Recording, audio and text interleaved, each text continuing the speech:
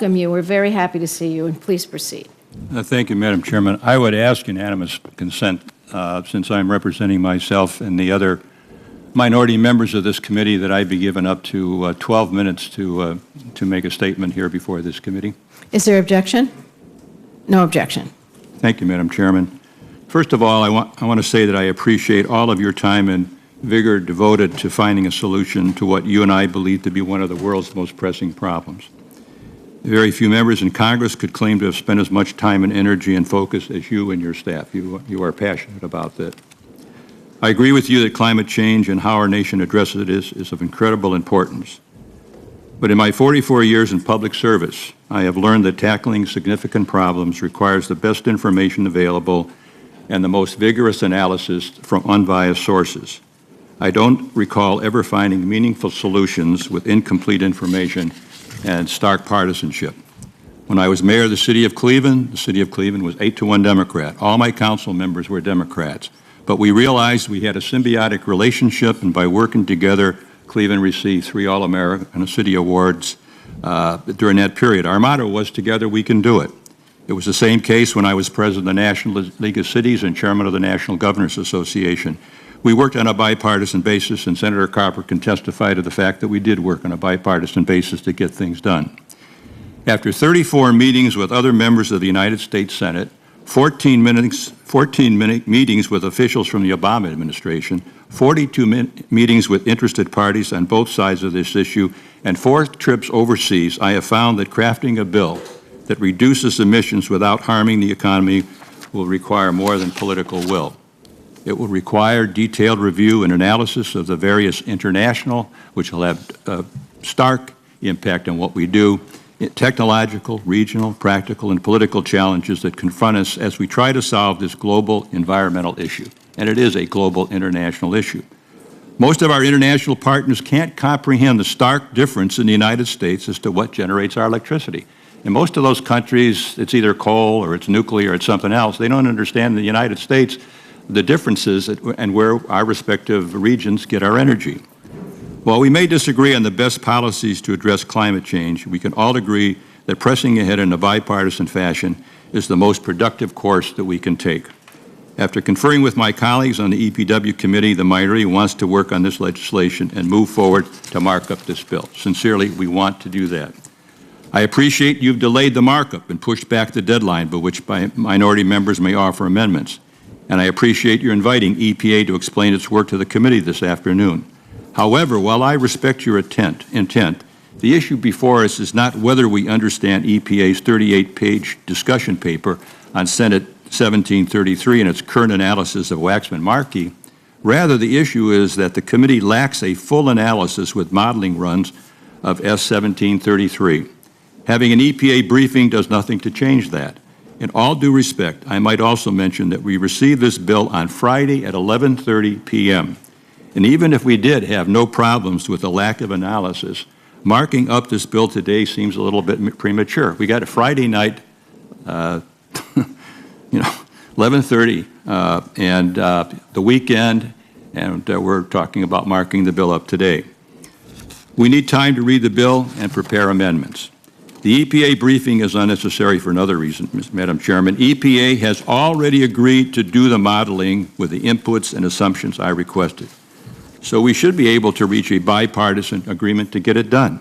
My staff worked together with EPA's modelers over several weeks to reach this agreement, and I appreciate their hard work. No more negotiation is needed. Madam Chairman, all you need to do is to give your consent, and EPA can go to work on this immediately. I understand that EPA will make the case this afternoon that there are no major differences between Waxman-Markey and Kerry-Boxer, but that simply isn't the case. For example, the most obvious change is the more stringent 2020 emissions target. A tighter target means greater reduction requirements and thus greater costs. In addition, fewer allowances are available to the regulated sources due to the CBO haircut, which requires more allowances to go to a deficit reserve fund. If, as EPA suggests in its discussion paper, the Senate bill would provide the same amount of allowances that would be offered as Waxman-Markey, why have such groups as AARP, National Consumer Law Center, Public Citizen, and consumers written this committee to express their concern about fewer allowances for the poor and the elderly. Besides the number of allowances, this bill has different restrictions on offsets. It allows fewer international and more domestic offsets. In its Waxman-Markey analysis, EPA concluded that restrictions on the number of international offsets can nearly double the price of allowances. The bill also contains different preemption provisions, different offset validation provisions, different natural gas provisions that may cause fuel switching to occur earlier, different provisions regarding the oversight and regulation of carbon markets, and a different market stability reserve fund with a soft collar. These are just some of the differences between the two bills. In fact, EPA admitted in its responses to post-hearing questions that it had not estimated a sum total of the differences between the two bills.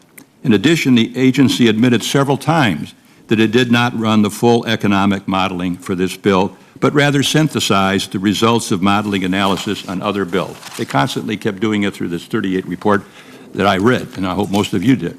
Madam Chairman, you wrote a letter in response to the 6 ranking members with jurisdiction over climate change legislation that EPA's work on S-1733 relied on more analysis than the 10,000 pages provided this committee during the Clear Skies debate. With all due respect, that's not the issue. I'm not concerned about how many pages EPA read and synthesized. What this committee was considering was Clear Skies. The administration actually did full modeling runs on this legislation we plan to mark up. As with Clear Skies, it's appropriate and well taken that the committee get full modeling runs on the bill before us. The path to a bipartisan markup is straightforward. Allow the EPA to begin full economic analysis so that members can make the most informed decisions possible. I have for months attempted, to get the EPA to give us the modeling for the Markey-Waxman bill. In fact, I was forced to place a hold on the nominee for Deputy Administrator Robert Persisepi to emphasize the importance of obtaining this information. But since we have an agreement with EPA, we have an agreement on the modeling, I'm willing to commit to releasing the hold on Mr. Persisepi once the information is delivered to this committee. EPA did perform an analysis of the Waxman bill, but a detailed look at EPA's work reveals the use of assumptions which in some cases defy practical and technological realities. For example, EPA assumes that nuclear power will grow by 150% by 2050, assumes the commercial deployment of 25 gigawatts of CCS by 2020. That's equivalent of 50 average coal plants, 60 gigawatts of CC by 2050, or 109 coal plots by that time. Assumes that biomass grows 3 times by 2020 and nearly 10 times by 2050, and assumes 2 billion tons of offsets per year, domestic and international, beginning the first year of the program. These unrealistic assumptions mask the potential economic impacts of the bill.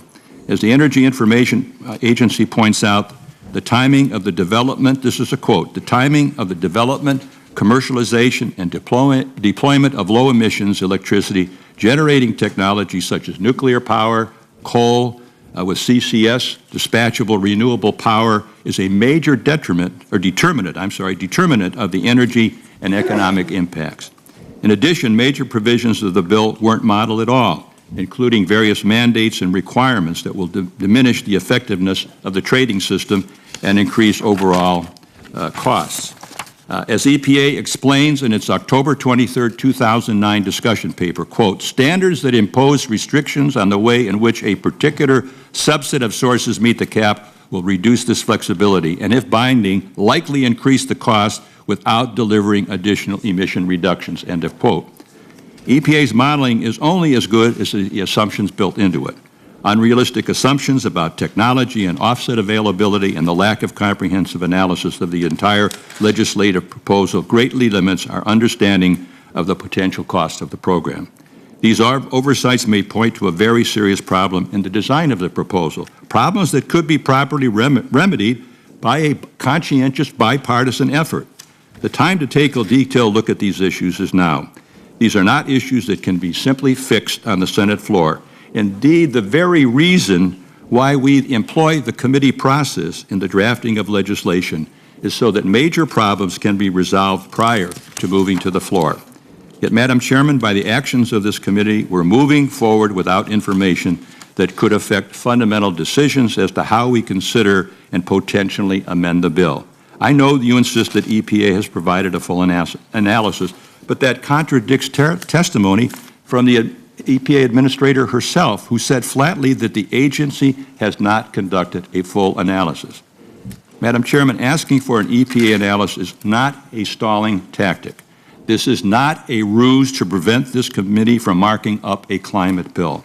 Rather, this is a genuine attempt to make sure that the members of this committee, both the majority and the minority, have the best information available as we debate and amend the bill that will have consequences for every person in our country. I asked what the House passed Waxman-Markey bill would mean for jobs, electricity prices, gasoline prices in different regions of the country. I asked about offsets, technology, nuclear power, fuel switching, the list goes on. And time after time, I got nowhere. To remove any doubt or our persistence in trying to get answers, I have a timeline of what we did. I'm not going to go through it. Started in June, went through July 13th, July 24th. Let's see, on August 6th, the EPA said no and responded this way. Chairman Boxer has announced that she will, this is a quote, has announced she will introduce an energy and climate bill in September. Can I ask for, where am I on my time? You finished your 12 minutes, but... Can I ask for another 3 minutes? It won't be 3 minutes. I'll give you another minute. I've got colleagues that just don't have time to, they want to speak because they have other appointments, but I'll give you another minute. I understand that. You did give Senator Kerry 25 minutes when he another came minute. in. Thank you. Senator Chair- Kerry was a witness. We usually treat all members the same, so... Madam Chair, I ask unanimous consent for Senator Voinovich to be granted an additional 3 minutes, please. Is there objection to that? All right. Then we will will try add to 3 minutes to any colleague who needs additional time. Go ahead. As a quote, EPA. Chairman Boxer has announced that she will introduce an energy and climate bill in September, and that she will call the bill up for consideration at a business meeting of the Environment and Public Works Committee this fall. She has asked that the EPA perform an economic analysis of her bill. I believe that it would be appropriate for you as a member of the committee to discuss with the chairman and EPA the parameters, assumptions, and scenarios to be included in that analysis. End of quote. On August 31st, I sent a follow-up letter to Administrator Jackson expressing my disappointment over EPA's refusal. We went on. At this point, finally, EPA made it clear there wasn't enough time to perform the analysis on the Markey-Waxman bill. I was told that due to the committee's short time frame considering 1733, the agency would conduct a so-called meta-analysis of the bill. This is the October 23rd discussion paper that we're talking about today later on. In other words, EPA would analyze the bill in light of existing studies and other bills. I've already read through the 38-page discussion of it, and I want to conclude by saying this. We have an agreement with the Environmental Protection Agency that's all worked out. They've agreed to do it. I told them we'll take the hold off if they will give us the complete analysis of the Boxer Kerry piece of legislation. We have to understand that the bill is 1,000 pages. The fact of the matter is that those 1,000 pages, in those 1,000 pages, the entire economy is going to be restructured. The bill will have an unprecedented impact on our national security, economy, environment, and energy needs. And for that reason, all of the members should have a full understanding of what this means for their states and constituents. There's no doubt, based on the markup of this committee and the majority here, you can mark it up and you can do just about anything you want. But it does remind me of one thing. Many of you remember back when I did not support the Foreign Relations Committee on John Bolton.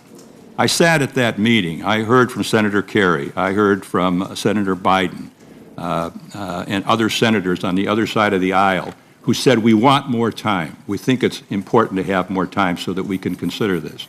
And at that stage of the game, I said, no, I'm not going to go along with putting Bolton through this committee. We're not going to approve it. We're going to give the other side more time to get the job done.